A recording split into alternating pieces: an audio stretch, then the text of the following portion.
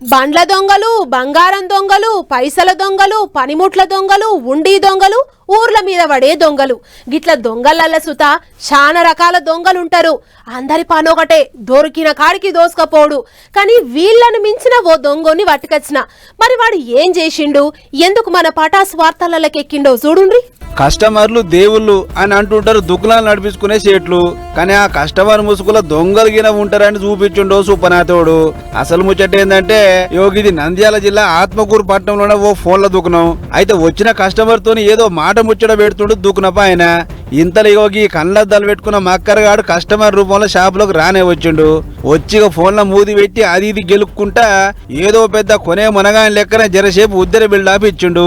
అటెనక ఆయనే బల్ల మీద పెట్టున్న దుకాణపైన ఫోన్ చూసినట్టే చూసి మాట్లాడిచ్చిండు. ఇగేముంది, వచ్చిన పని అయిపోయింది రాబాయ్ అనుకొని మళ్ళొస్తా షేటు అని ఆడికేసి గిల్లు.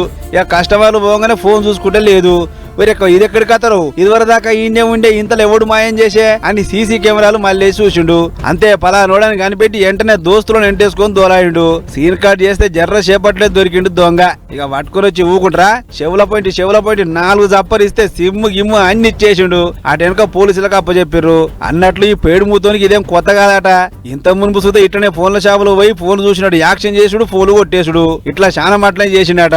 ఏదేమైనా దొంగ దొరికింది కాబట్టి ఇక మాపడికి మైల పూలు తీసుడు, అటెనక షాపని రాకినట్టు రాకుడు ఖాయం పోయినరి.